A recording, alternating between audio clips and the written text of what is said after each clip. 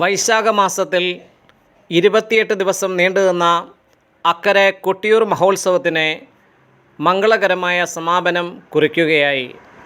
മഴയും മണ്ണും പുഴയും മരങ്ങളും മനുഷ്യരും ഒക്കെ പ്രപഞ്ചത്തോട് ചേർന്ന് നിൽക്കുന്ന അതിമനോഹരമായ ഉത്സവ നാളുകളുടെ സമാപനമാണിത്. നമസ്കാരം പ്രിയപ്പെട്ടവരെ. അങ്ങനെ അക്കരെ കൊട്ടിയൂർ യാഗഭൂമി ആളും ആരവവും ഒക്കെ ഒഴിഞ്ഞ് ഇനി വരുന്ന 337 ദിവസങ്ങൾ മണിത്തറയിലെ സ്വയംഭുവായ മഹാദേവനും അമ്മ മറഞ്ഞ കല്ലുകളുള്ള ആ അമ്മാറക്കല്ലിലും ശിവഭൂതഗണങ്ങൾ മാത്രമായിരിക്കും പൂജയും കാവലും. ത്രിമൂർത്തികൾ ഉൾപ്പെടെ 30 മുക്കോടി ദേവതകൾ സാന്നിധ്യമരുളുന്ന പ്രപഞ്ച ചൈതന്യം നിറഞ്ഞു തുളുമ്പുന്ന കൊട്ടിയൂരിലേക്ക് നിങ്ങൾ ജീവിതത്തിൽ ഒരിക്കലെങ്കിലും പോയിരിക്കണമെന്ന് പറഞ്ഞുകൊണ്ട് തുടങ്ങട്ടെ. മഹാദക്ഷയാഗം നടന്ന യാഗഭൂമിയാണ് അത്.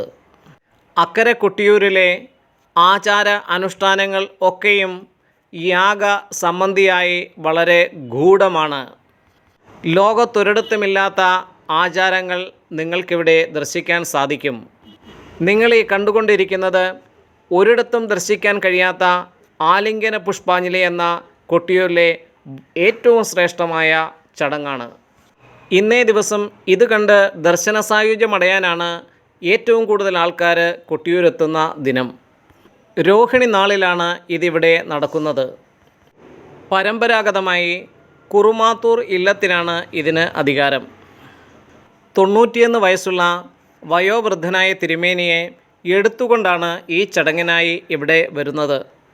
തിരുമേനി ഭഗവാന് മുന്നിലിരുന്ന് തുളസി കൊണ്ട് പൂജകൾ തുടങ്ങുമ്പോൾ അഭൗമ്യമായ ഒരു ശക്തി ചൈതന്യം അദ്ദേഹത്തിലേക്ക് നിറയുകയും അദ്ദേഹത്തിൻ്റെ സർവ ആരോഗ്യ പ്രശ്നങ്ങളും മാറി മണിക്കൂറുകൾ വിഗ്രഹത്തിൽ കെട്ടിപ്പിടിച്ചുകൊണ്ടുള്ള ആലിംഗന പുഷ്പാഞ്ജലി ഒന്ന് കാണേണ്ട കാഴ്ച തന്നെ ആണ്. ഈ ചടങ്ങിന് പിന്നിലുള്ള കഥ സതീവിരഹത്താൽ വളരെയധികം ദുഃഖിക്കുകയും വിഷമിക്കുകയും ചെയ്ത മഹാദേവനെ ഭഗവാൻ മഹാവിഷ്ണു ആലിംഗനം ചെയ്ത് അദ്ദേഹത്തിൻ്റെ വിഷമ കോപതാപാദികളെ ശമിപ്പിക്കുന്നു എന്ന സങ്കല്പമാണ് ആലിംഗന പുഷ്പാഞ്ജലിയിലൂടെ നമ്മൾ കാണുന്നത്. ഇത് ദർശിച്ച് സായുജ്യമടയുന്ന ഓരോ ഭക്തൻ്റെയും ദുഃഖദുരിതങ്ങൾ മാറുന്നു എന്നതാണ്.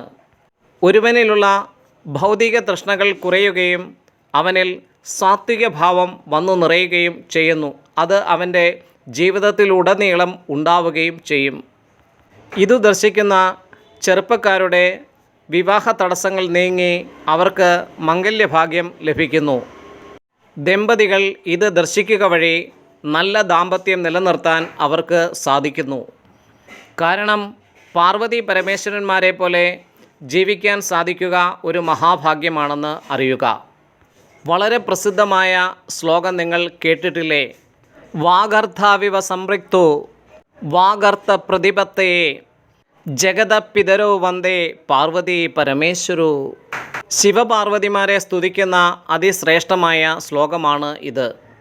ഇതിനർത്ഥം വാക്കും അർത്ഥവും എങ്ങനെ ഒരുമിച്ച് യോജിച്ചിരിക്കുന്നുവോ അതേപോലെ യോജിച്ചിരിക്കുന്ന ജഗത്തിൻ്റെ പിതാവും മാതാവുമായ പാർവതി പരമേശ്വരന്മാരെ ഞാൻ നമസ്കരിക്കുന്നു എന്നതാണ് ഇതിനർത്ഥം.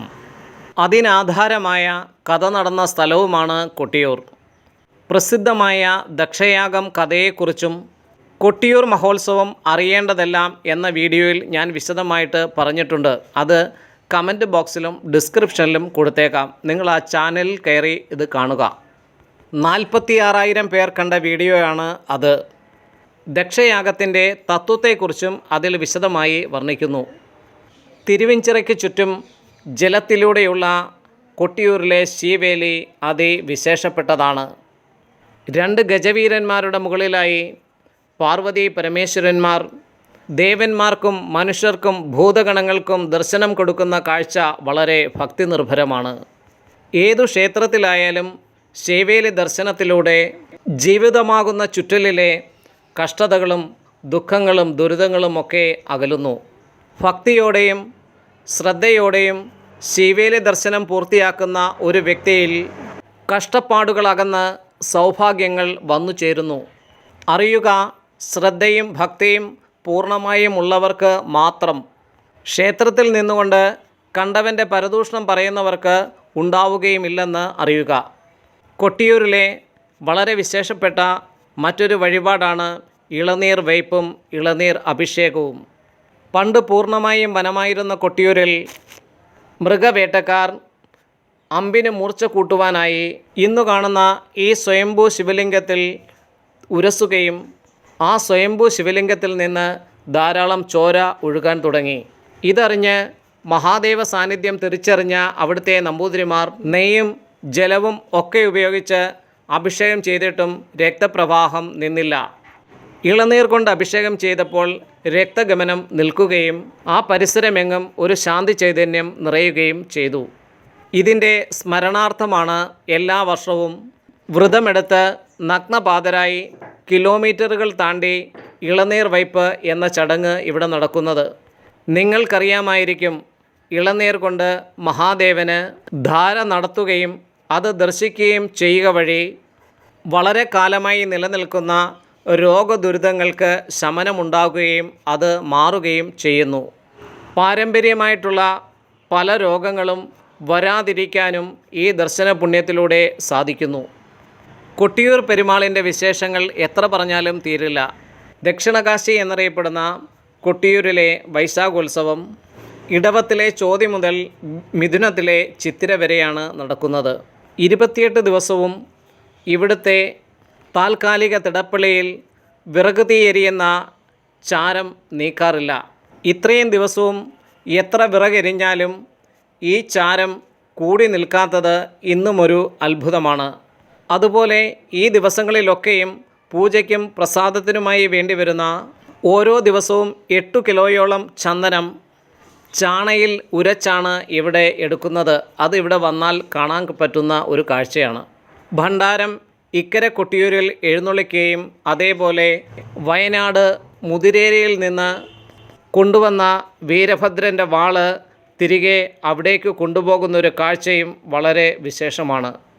കിലോമീറ്ററുകൾ താണ്ടി ചുരം കയറി നഗ്നപാതനായി തിരുമേനി നടക്കുകയാണോ ഓടുകയാണോ എന്ന് അറിയാത്ത തരത്തിൽ ആ സഞ്ചാരം ഏതോ ഒരു ദിവ്യശക്തിയുടെ ആവേശത്താലല്ലാതെ അത് മറ്റെന്താണ്? ഈ വാള് മുതിരേരിയിൽ എത്തിക്കഴിഞ്ഞാണ് 28 ദിവസമായി അടഞ്ഞുകിടന്ന ക്ഷേത്രത്തിൽ ജനങ്ങൾക്ക് പ്രവേശനമുള്ളത്. അതേപോലെ മകം ശീവേലി കഴിഞ്ഞാൽ അക്കരെ കൊട്ടിയൂരിലേക്ക് സ്ത്രീകളെ പ്രവേശിപ്പിക്കുന്നതും അല്ല. ഇവിടുത്തെ ഓടപ്പൂവ് വീട്ടിൽ വയ്ക്കുന്നത് വളരെ ഐശ്വര്യപ്രദമാണ്. ശരി, ഹരി ഗോവിന്ദ.